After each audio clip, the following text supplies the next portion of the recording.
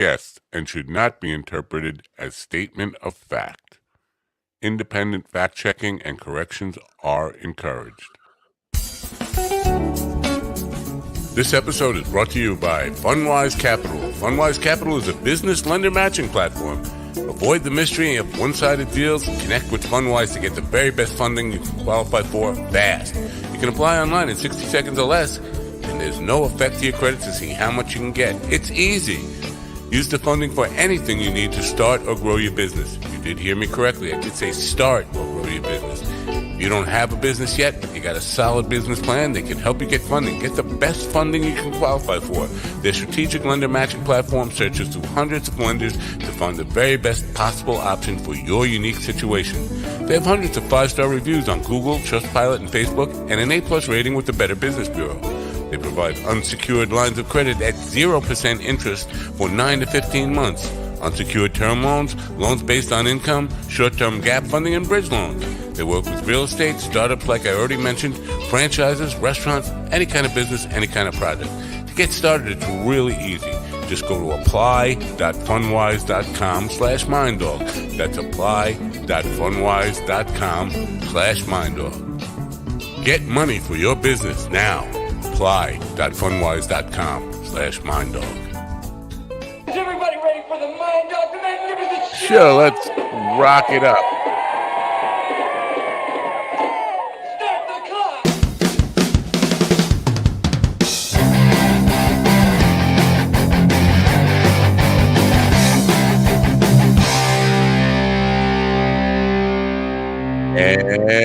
And welcome, my friends, to yet another episode of the Mind Dog TV digital broadcast. I know I said podcast in the intro there. I'm a little off my game tonight, and you'll have to forgive me. It's been a very trying and weird week or so with a lot of negativity coming at me from people, and then some really, really great moments as well. Before we get to my guest tonight, who I think you're going to find somewhat heroic. I want to share a little bit about what I've been going through and why I'm a little bit off my game. I think I met my guest tonight on Facebook like 6 months ago, or close to 6 months ago, at least 4 months ago, 5 months ago, somewhere like that. I believe it was in a conversation on one of the podcasting groups. I could not find anything about that original conversation. It's not in my activity log at all. And that's got me a little flustered. What happened? Did they delete that conversation? But I do know about her. I have seen her site. The last week or so, I have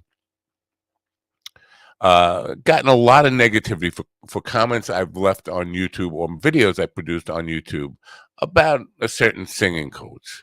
And just the trolling and the amount of hate began to become a real soul-draining, life energy draining an experience, and it can be overwhelming when people they become a lynch mob. And it didn't start as a lynch mob for me. Listen, I'm not the victim here. It was for somebody else who may have actually done something not to be proud of. But the amount of hate and the amount of people out for blood was a really, really taxing thing on my soul and my spirit. So yesterday I had a gig at the VA Veterans Affairs Hospital in Northport, Long Island, New York. And I got the chance, it was a strolling music gig, walking from room to room, and playing for people who are bedridden and unable to come to the recreation hall for a full show. So I was doing a show that was basically me with my acoustic guitar at bedside and asking them if they would like some music. And I came across a man who was almost 100 years old. His wife of almost 70 years was with him. And she was doing the talking because he's nonverbal. And she asked me to play a Frank Sinatra song, and I did. And the man was smiling and gave me a thumbs up. And the woman was in tears. And she said, "You did that. You did that. You see, he's smiling. You did that." And not to be melodramatic, that was a moment where all the nonsense from the internet trolls just melted away. And so I'm on a kind of a whole different idea about what my purpose is. And that leads me to bringing you my guest tonight because I think she is an example that we can all live by, is overcoming and dealing with things that people might not know that you are dealing with. Michelle Steiner lives with an invisible disability. You see me looking over here. The teleprompter over here is off for today. So she has articles published on the Mighty Nonverbal Learning Project. I'm not going to be able to say this one. Dyscalculia, Dyscalculia blog, the Reluctant Spoonie, Calipina Collective, Imagine a World as One magazine, and World Gathering. She has photographs published on World Gathering and Independent and Work Ready. She works as a para educator. She's here now, ladies and gentlemen. Please open your ears, open your minds, and help me welcome in Michelle Steiner to the Mind Dog TV digital broadcast. Michelle, welcome. Oh, thank you so much for having me. I certainly appreciate that. It's Yeah. a pleasure for me to have you. Tell us a little bit about you beyond what I just mentioned, a para educator and all that stuff. But I want to know invisible disability. What is meant by that? When I talk about having an invisible disability, I have a disability where people really can't see a lot of the difficulties that I have.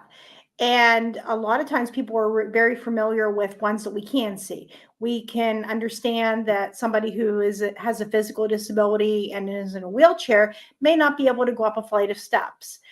But sometimes when they look at me and I tell them I am not able to understand math very well, or I'm not able to drive, or I have a limited hand dexterity, people will see me and think, well, what's wrong with you? And that's when I have to really explain to other people that I do have a disability and you may not be able to see a lot of those aspects of it. Right. Now that part of it, what you just said. What's wrong with you? That just stabbed me in the heart because there's nothing wrong with you. Right. You have a disability, but that is the common phrase that just stabbed me in the heart just hearing that. How did That's got to be the first thing that you need to get over in your life, or obstacle you have to deal with Right. and really overcome. That's a stab in your heart every time somebody says that. No, or am I just being Yeah, oversensitive about definitely. It really is, because a lot of people will say, yeah, what is wrong with you? Or else they'll look at me and they'll say, well, you don't look like you're disabled. And sometimes that's really hard because people just dismiss that. And then they have expectations on me, or they might have a narrative. Oh yeah, we're going to be the one that we're going to get her. She's going to be, we're going to make, you're not going to be disabled anymore. And the thing is, there really is nothing wrong with having a disability. It's a different, just something that I'm not able to do. And not everybody, I mean, everybody has something they can't do. And it's it? Right, that humility and just being like, okay, I can't do this. And especially when I work with kids, that can be something. As a paraeducator, I have dyscalculia. right. It's a math learning disability. And all the kids that I work with know, or they're starting to find out, I can't help you with math. It's just simply not something I can do. Wow. And so, yeah, now overcoming this kind of stigma that Mhm. comes along with it, I think it's really important. Do you, because for me, I Mhm. know me, I have a short temper. And if there were a short while, I would probably not keep my temper in dealing with it. But do you politely try to explain the subtle difference between saying what's wrong with you and saying something like what is the condition that you have that is causing this problem? Do you is that a challenge for you to kind of keep your composure and not just like, come on, stop already, stop saying what's wrong with me? Right. In the beginning, it was really hard for me, especially when I was in school. I went to a very small school district, so everybody could see what was going on. And I would just, somebody would say something rude, or I would be bullied, and I would lose it. And that was something I had to learn how to do to be effective on how to advocate for myself. It got uh, easier as I became an adult. I learned a lot of strategies on how to say things in a positive way. And I think sometimes it also has gone through a grieving process too. If I didn't go through and grieve the person that I was that I could be that didn't have a disability, I would probably be a lot more upset and I'd be apologizing for a lot of that. And what that a Right. lot of that was whenever I started to do things that I could do, and it really changed when I got my bachelor's degree because I advocated for myself. And I'm like, wow, this actually does work to go in and advocate. And I learned all those skills. And I think sometimes it's learning how to present things in a calm way and not to be upset, or trying not to at least show that, and to really realize, okay, most people want to help, most people are caring, just sometimes there's the delivery of that just is not always there. Sometimes I might Right. deal with other kids, yeah, that have disabilities themselves, and sometimes they might think, after I've repeatedly told them, no, I cannot help you on your math, they'll be like, hey, can you help me with my math? And I'm like, no, can't do that. Sorry. And we can So laugh. it's so hard for me to understand Mhm. because obviously you have a high degree of intelligence and you're able to write. What is it that Mhm. creates the math issue? Because somebody like me, I'm not Mhm. educated in how the brain Right. works, but I would think if you are very good at writing, and I would think that math would just be just another part of your brain function. No. No, my brain is wired differently. I am neurodiverse, so I have a brain that just has a lot of wiring that's off. And for some reason, I'm not able to understand math. And they knew that whenever I was in kindergarten. I can remember I went to school, and I was really lucky I got diagnosed, because when I went to school, this was just a few years after they had legislation that said that they had to accommodate for students that had disabilities. And my teacher picked up on it, and she saw that I was having a lot of difficulty counting, doing visual perception pages. Those things were really hard for me at a young age. And I was my parents' first child, so they didn't have a lot to base development on.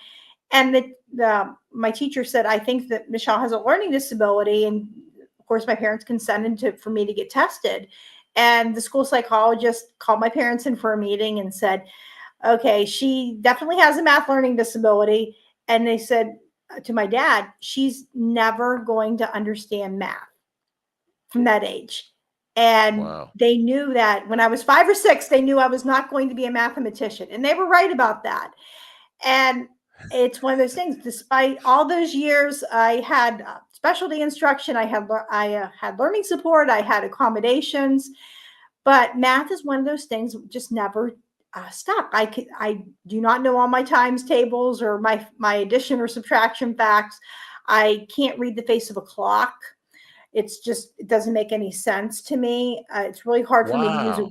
yeah. And those were things that I didn't even know were a part of the disability until I was an adult. And they didn't even classify it. I mean, we knew so much about dyslexia, reading based disabilities, but we did not know very much about, and we still don't know a whole lot about that. It still was, I have on my evaluation as an adult math disability, but dyscalculia is still not on the DSM. So it's, Dyscalculia. Yeah, that was the name of yeah, I could not pronounce yeah. Project Dyscalculia. Yeah, it's, I mean, there are articles about it, definitely. I mean, we know that that exists, but it also goes beyond a classroom too. If you tell me east, west, or south, I have a hard time. Right. I mess my right from my left up a lot. So it's one of those things and then I have visual perception issues, but that's in my brain too. It's not in my eyes. So driving has never been something that I could do, and that goes along with the math. And budgeting can be really tough. It can also be hard if I go out, and I'm sure for everybody it's a surprise when you get to the register, but for me, it really is. But if you give me $20, I can visualize the dollars and the quarters and everything, and it gives me a range. And then another Wow. thing yeah, and another thing they didn't find out until I was a lot older was I have limited hand dexterity in both of my hands. And that was something. I've never had great handwriting when I was in school, and things would fall out of my hands, and everybody said, "Oh, you're just clumsy." And no, that is actually something that I have really limited hand dexterity that makes my fine motor skills difficult. And it just seems like everything that I have with the disability just goes back to how the brain is wired. And I have a I have a higher level of reading, speaking, and being able to express myself with that, but it just depends on how the learning disability affects you. And mine is just in that area of math and hand coordination, and just the hand dexterity as well. So not to be patronizing at all, and I'm Mhm. completely sincere about this. Your master's degree is worth more than anybody else, most other people's master's degree, because you had to overcome a lot of things that most people who get their master's degree couldn't possibly. Right. Now, I don't have.